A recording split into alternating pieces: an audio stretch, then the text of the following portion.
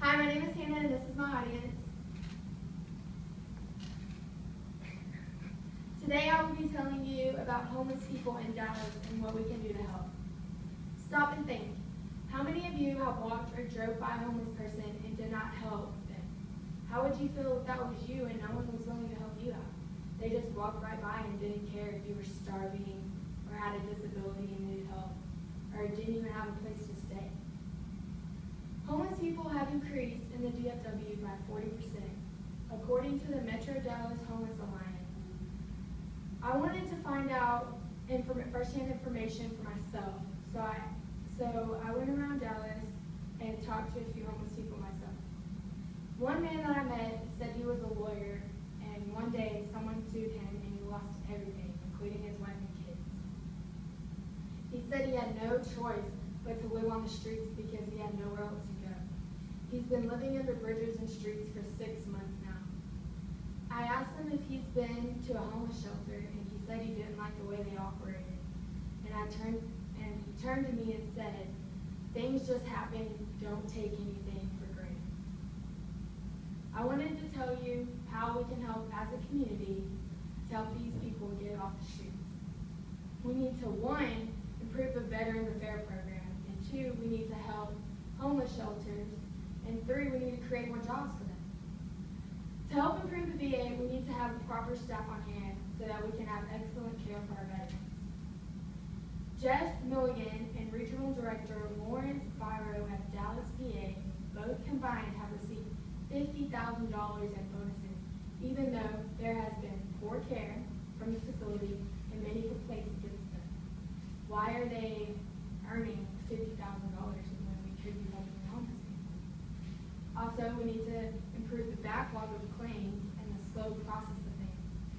Stated by Frank Conco, the Department of Veterans Affairs had been on the hot seat in recent months over the backlog of composition claims and the slow process on the expense enjoying of healthcare systems in the Defense Department.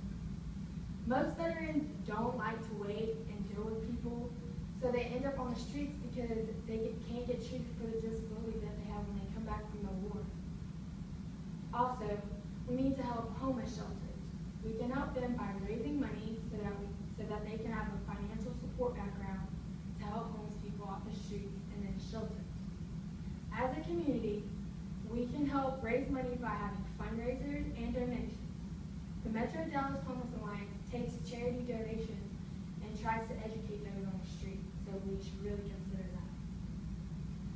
We also need to make homeless shelters safe to stay in. We can do this by having the workers at the homeless shelter walk around while others are sleeping and make sure everything is safe and okay so that they can go to sleep without worrying about other people messing with their stuff or stealing or hurting them. Homeless people would rather be on the streets if homeless shelters aren't run right and safe. Another way we can help homeless off the street is to create more jobs, and we can do this by expanding the businesses or make more businesses. This will allow the opportunity for homeless to receive a job and get off the street. Also, we can help them off the street by giving them an education. Most people that don't have a job don't have an education. So it is important for us as a community to help them earn a degree and receive an education. There's scholarships out there, grants that can help them, anything.